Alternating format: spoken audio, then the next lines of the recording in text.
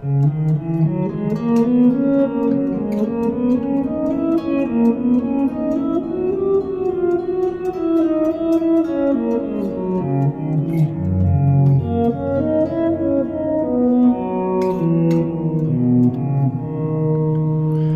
walk you through some of the parts of Johann Sebastian Bach's Prelude from the Cello Suite Number 1. Usually, and it was written in G major, but that doesn't allow us to get down into the kinds of writing he did in the lower register with beautiful dominant chord inversions with the seventh in the bass and things like that. He has a low C string on the cello, so I've moved it up to B major so as to get those low notes accurately in the relationships that he's written. If you've not yet done so, I would ask you to do please subscribe to the channel if you're enjoying the content. You can like, share, and leave a comment. If you're really enjoying the content and would like to leave me a tip, that would be very nice. My PayPal information is in the description below. And we'll get started here just looking at some parts very informally, most likely with many mistakes, of Johann Sebastian Bach's Prelude from Cello Suite Number 1. So the first thing in getting it on the instrument is fingerings and what kind of timbre you're after. So this opening phrase, which I'm phrasing this way, on the 6th, 5th, and 3rd strings, you could do it on the 5th, 4th, and 3rd strings.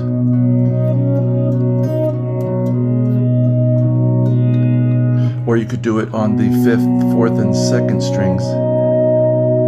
But the brightness of this and the guitar range part of this, I'm not crazy about.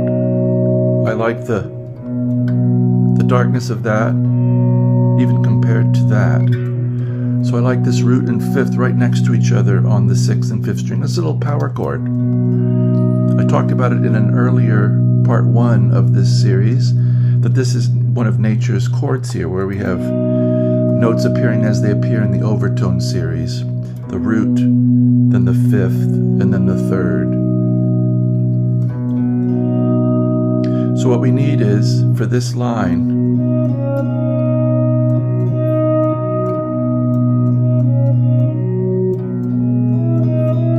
to rise up. And what's really happening is this D note is rising up the last part of a tetrachord of a major scale. There's that D, now E. I'm saying E, I'm thinking of the chord quality. It's a G sharp note from F sharp to G sharp.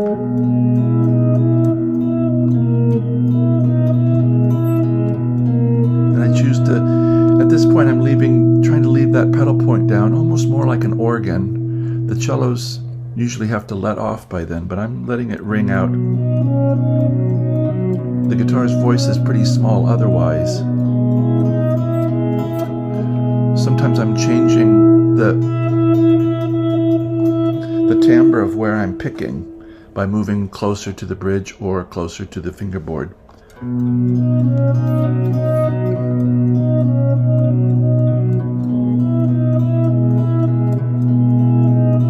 So here comes that note. It's going to go up to A sharp. And then it's going to make a rise to the octave of where we began.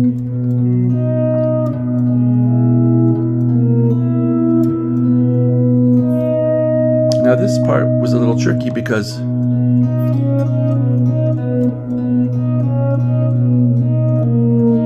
I had to work on this kind of flange bar.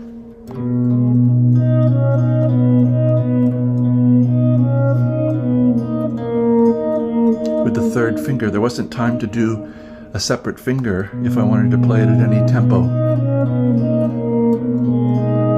So I do use the 3rd finger, and what George Van Eps called breaking back the knuckles.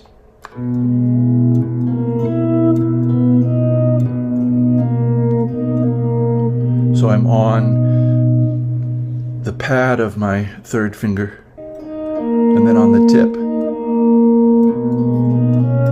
And I'm still staining this B underneath.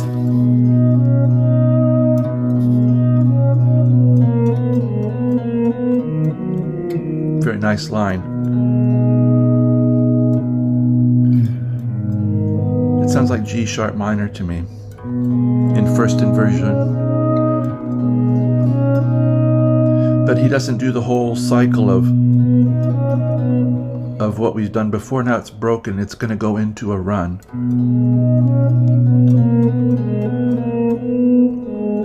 So this phrase, we're going to have things like it throughout the piece. But here's now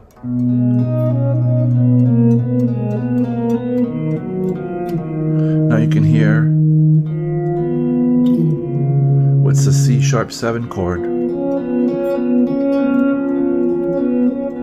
And here I'm trying to control the length of these bass pitches. You see me rocking the hand a little bit.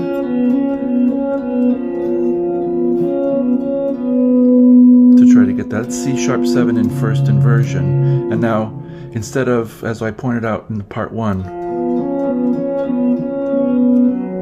instead of coming from root position there,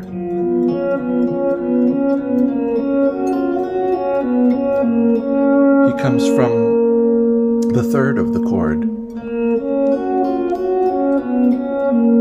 Now I had to figure out how to get down, because the next thing, I think in part 1 I was fingering this G sharp minor thing this way. I eventually came up with, but I had to figure out how do I get my hand, which was once here, where in terms of placement the other fingers are above the first finger, so they're towards the bridge.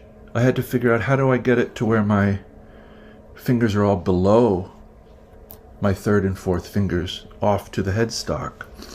So what I came up with was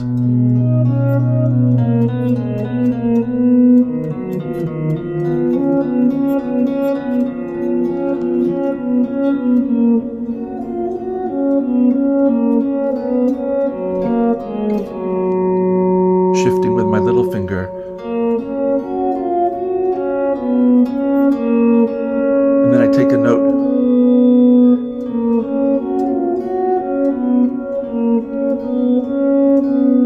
and then shift into a standard little triad position,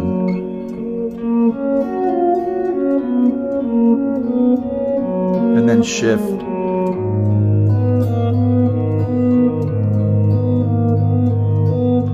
and now I got to get second finger where my third finger is to get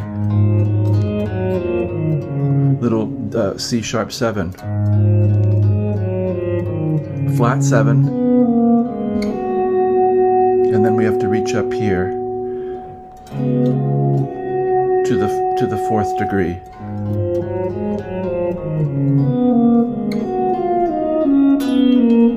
So I think of these as groups of 4. 1, 2, 3, 4. 1, 2, 3, 4. 1, 2, 3, 4. And then I'm up here. So this.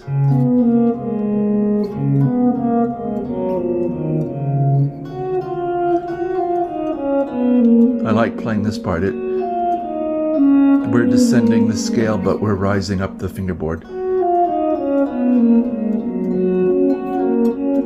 Then we get this little jockeying between chord tones, which is similar to what we'll get with, actually it's from the same position.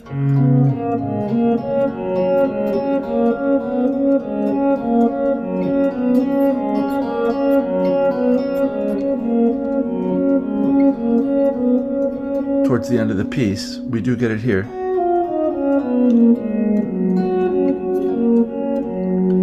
He starts to hint at it there, that kind of motif of jumping back and forth. So I like this sound a lot. This is, in terms of pitch, the fifth, the root, the third, the fifth, the root. So you could do a whole study of taking that up and down through the key. And now I always remember this is a John Coltrane line, 1, 2, 3, 5. Right? Giant steps kind of line. So 1, 2, 3, 5, 4, 3, 2, 1. And then always a nice part of the piece for me, I have to shift. So that last note, 3, 1, 2, and now we're going to get some diminished action.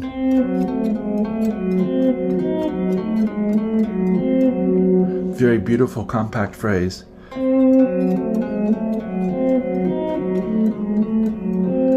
And now I did a video on this about line contour.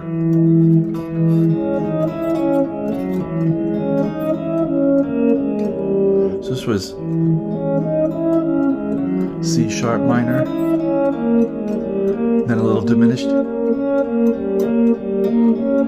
And these are, some of them are hammered.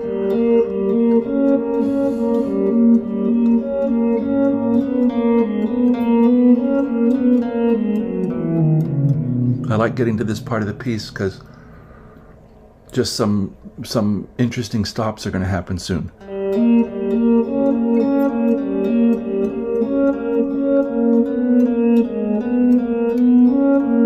Scale.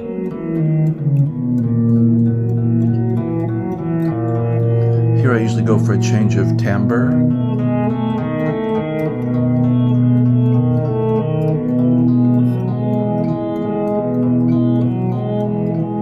Now we're the chord the third chord of the piece, and then he goes back to the opening 3 notes of the piece, but it's just an occasion to get down here, a scale run. That's F sharp 7, first inversion, flat 7 and root.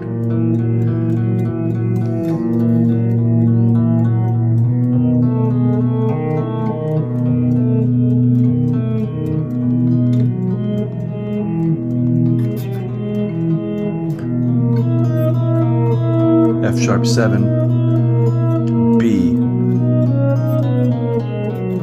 I have to shift somewhere to get down here, and I seem to shift differently all the time. Now I like this part. So this is down in the cello range where we wouldn't have this if we were tuned differently or doing it in G. I don't know how people that are in D do it. I haven't. When they lower the E string to D, I don't know if they'd be able to get, maybe they'd be able to get these voicings still. I haven't looked into it because I don't like to retune my guitar, and I want to stay as close as I can to understanding what I play on standard tuning without any adjustments, and I don't like to be piece specific. I always want to be addressing this instrument the way it is in standard tuning. I did altered tunings and open tunings for a long time, but have finally just come to, okay, I'm just going to get completely familiar with where everything is here, and it's my home here. So shift,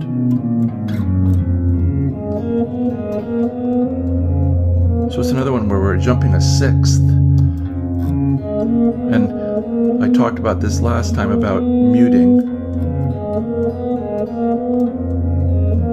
as needed with first or second finger.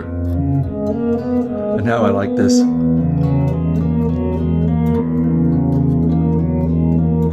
So it's this nice reach. If you're familiar with,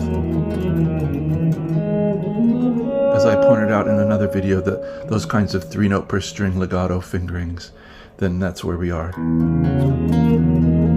We do it 2 times and then it's just an arpeggio. And it's the first real break. Some cellists pause quite a while here.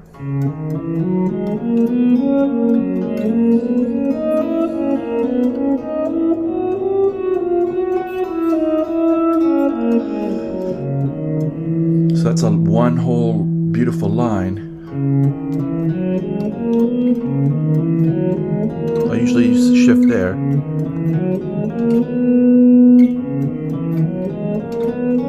and there. Now we get one of these beautiful half step above things. It's going to become more and more a feature of what's going to happen in the piece.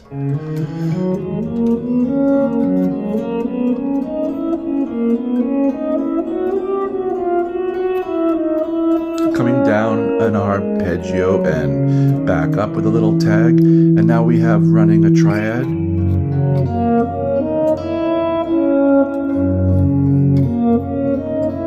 So I have to leave these notes but mute them. So right there, second finger's coming up and doing some muting. And then for this fingering, I decided I'm going to use, for a B chord, I'm going to roll my first finger off of near this knuckle joint into the pad and then into the tip.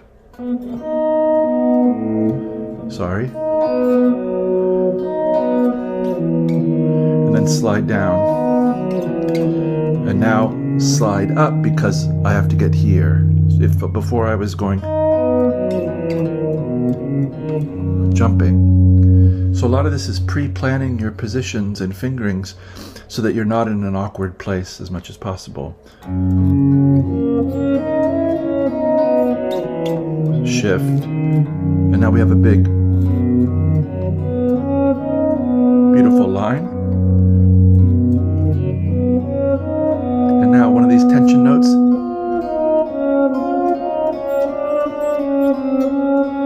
And now straight dominant chord in reverse, 7, 5, 3, 7, 5, 3, 2, 1. We've reached another kind of arrival point at the 4 chord. Now we're really in the realm of the 4 chord.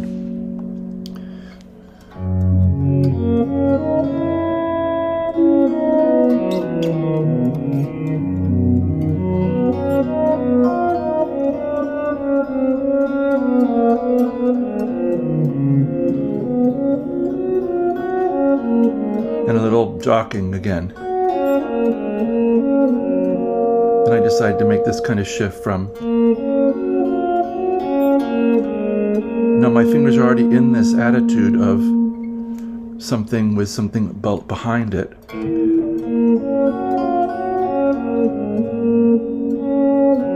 So I just substitute. And then we have to make a scale run. And we're down to F sharp. Then these runs.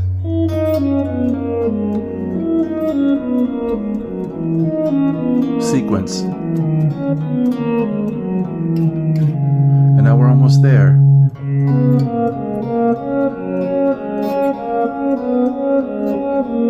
don't know about you, but when I have a sequence like this where it's a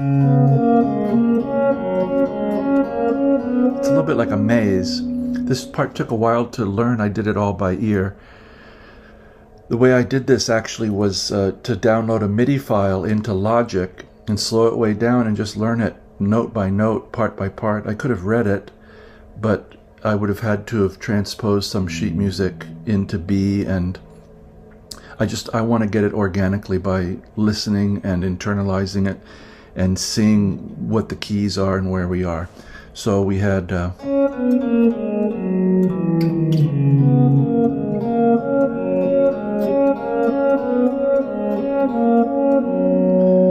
so I worked on this phrase probably more than any phrase in the whole piece.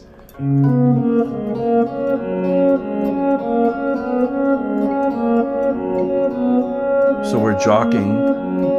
It does 3 times. And then it becomes very insistent. We trace all those notes that we've had up from F sharp. And then he really repeats C sharp. And then so it's as if saying we're between something now. We have something above and below. But this C sharp's going to be a big part of everything right now.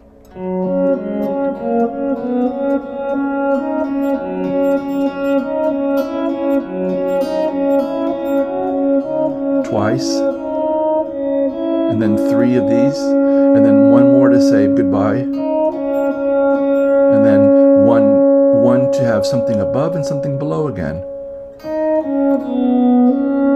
So that was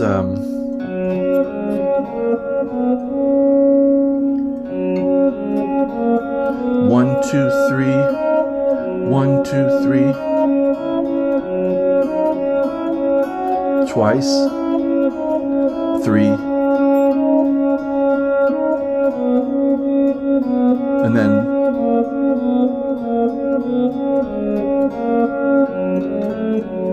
we're into the end.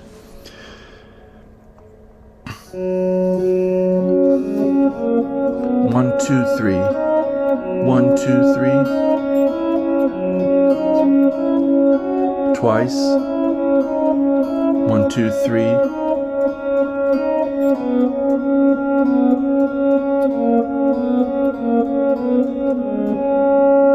and then he says goodbye to the triad right there at the end.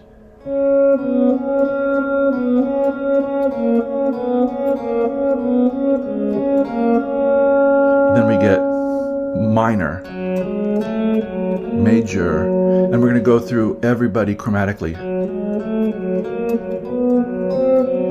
I usually shift there. So I'm looking at F sharp, A sharp, B, C, C sharp, D. Then I usually switch to the 5th string, 5th, 7th, 9th fret, sorry, 8,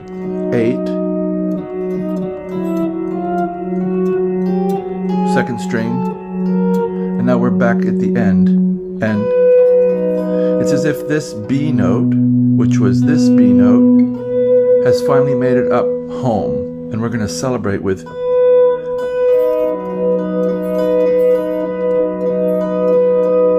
a B chord in 2nd inversion, F sharp, D sharp, B.